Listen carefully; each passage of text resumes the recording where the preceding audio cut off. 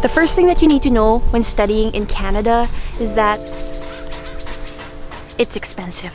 Again, international students pay 3 times more in tuition fees compared to domestic students.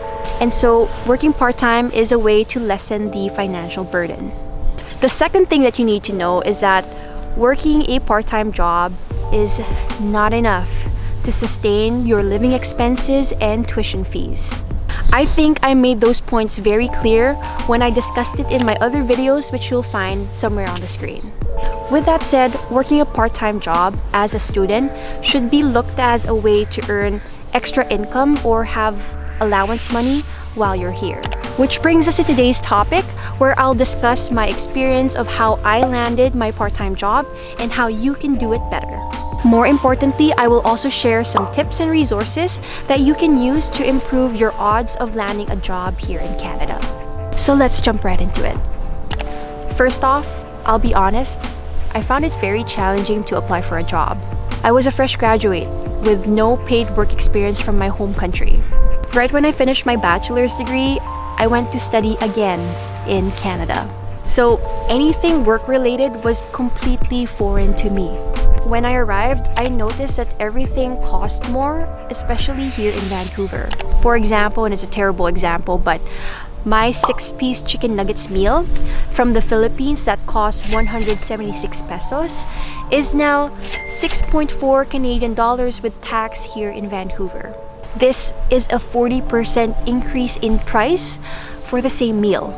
Realizing the difference in the standards of living, I knew I had to work a part-time job to earn my chicken nuggets meal. The first thing I did was to ask my relatives on how to find a job. Given that they're locals and they know where and how to find a job, I thought that it would be a good place to start. I got the usual response, which was to Google it or to go to job search engines such as Indeed or Glassdoor. I did that, submitted my resume, and nothing much happened after that. While it was helpful, it didn't really get me anywhere. My next approach was to go to the employers directly. I did it old school, where I printed several copies of my resume, I walked along the main streets where most of the businesses were located, and I personally handed my resume to the manager on site. This is the most prehistoric approach, which is not so welcome anymore during COVID. By the way, if you're wondering what type of jobs I applied to, they were bussers or someone who sets tables or cleans dirty dishes, sales associates in retail shops, baristas in coffee shops, and the like. These are basically entry-level, low-skilled, with no experience required type of jobs that usually pay minimum wage. I went for these type of jobs because I didn't want to work a job that distracted me from my studies, which was my main focus. Anyway, when I handed my resume in person, there was one that told me I was overqualified, and many of them that gave me weird looks. Eventually, one thought that I was weird enough to hire, and so I got called in for an interview. At the interview, I was asked my personal background, such as my education, previous work experience, and what my interest was in retail. I'm not sure what I answered, but it went well enough that I got hired for the job. I worked as a sales associate at a consignment store that paid 13 Canadian dollars per hour. And timeline-wise, for those wondering, this was 3 months into my stay here in Canada. Looking back, there were several things that I could have done differently and better, and I'll share to you what they are. First off, I didn't have a cover letter. I know, super noob move. What is a cover letter? Well, it's basically an expression of interest for a particular job. You explain who you are, why you are interested in the job, and why you are qualified to work in that position. Second, let's talk about my resume. A resume is basically a brief account of your education and work experience. Unlike the cover letter, it's less feelings-based and more fact-driven. So this was my resume before coming to Canada. I just want to show you the different standards for resumes between Philippines and Canada. The first noticeable red flag is my face. Not this. I know that there are a lot of things that can be improved on, but what I'm talking about is that my face is on the resume. During my time in the Philippines, this format was encouraged, but I'm not sure if that's still the norm. I had a photo on the upper right-hand corner, which is a big no-no. And the reason for that is it creates bias and potentially discrimination. Aside from that, other identifiers found in my resume that can create discrimination are providing my date of birth, stating my nationality or birthplace, indicating my age and gender, and even stating my religion. Like, I don't even know why. This part is absolutely a red flag for any HR department or hiring manager. They won't even look at your resume because it appears biased. Please avoid that when you get here. Secondly, the structure is simply a train wreck, to put it lightly. It's all over the place, it's not tailored to a specific job, and it doesn't say anything relevant to the industry I'm applying for. In short, it's very generic. But you know what? I'll cut myself some slack because this was my first go at creating a resume right after graduation. And of course, I'm all for continuous improvement. The next thing that I could have improved on was my job searching abilities. Honestly, I didn't have a clue then, nor is there any improvement from today. But I guess I should have connected more with my community.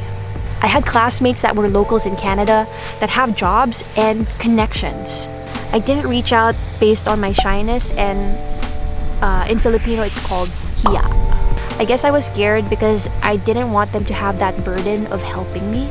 But I realized I should have let my pride go and asked for help. I guess I should have been more brave. Another thing I could do better is to utilize the power of the internet, which is ironic because I only started doing that after losing my job. But I guess it was a blessing in disguise. In disguise? In disguise? Guys, the internet is your resume where you can showcase your skill sets or your knowledge in a particular field. So make the most out of this tool to market yourself and your brand. And lastly, the other obvious but underrated approach to find jobs is to filter your search.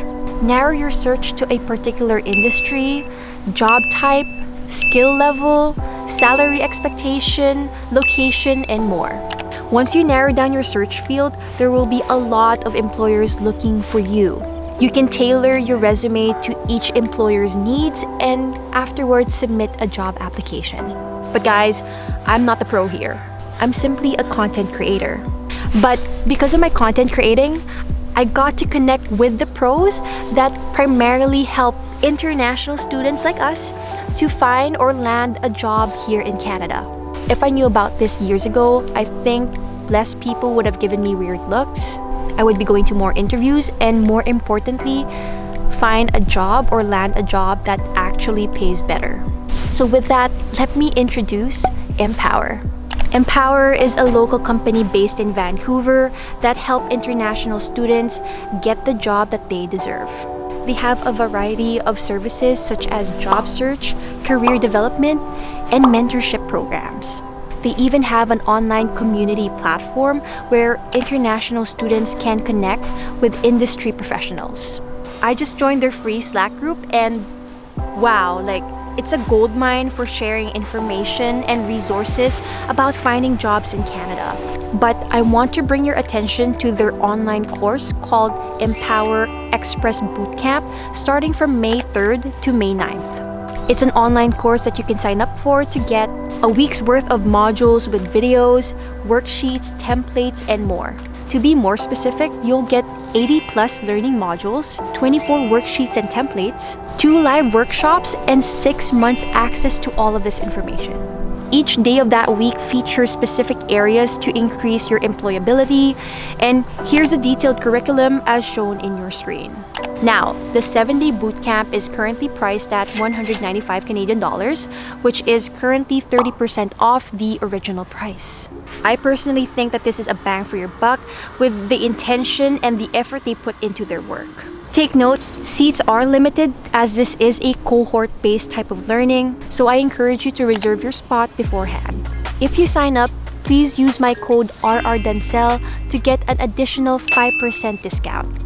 Even better news, if you sign up between April 14th to 28th, you'll get all these perks that are valued at 207 Canadian dollars. Wow. But yeah, I encourage you guys to take a look at who they are and what they offer in their website at iceempower.com. So you may be wondering, why am I connecting with Empower?